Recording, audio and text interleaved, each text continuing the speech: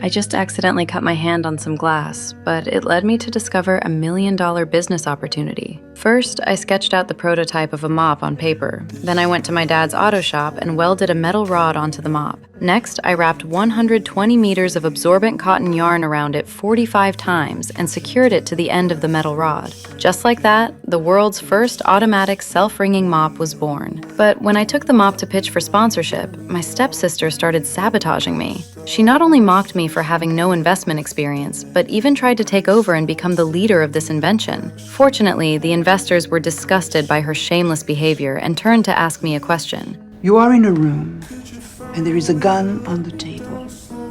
And the only other person in the room is an adversary in commerce. Only one of you can prevail. Do you pick up the gun, Troy? Even though the question was extremely weird, I still gave a firm answer. I pick up the gun.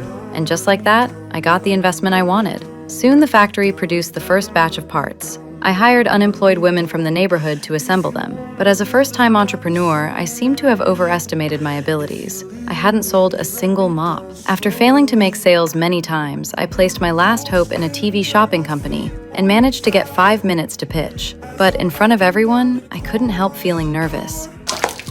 That's my shoe. Oh my goodness, I am so sorry, sir.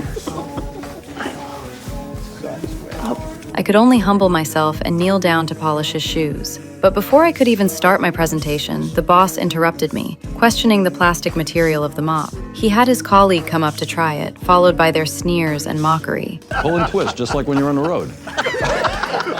But I ignored them and asked the boss for a chance to demonstrate. I explained that the mop was made of plastic because it's lighter, making it easier for women to use. And its convenience completely won him over. Stop. Can you make 50,000 of these mops by next week? Yeah, I think so.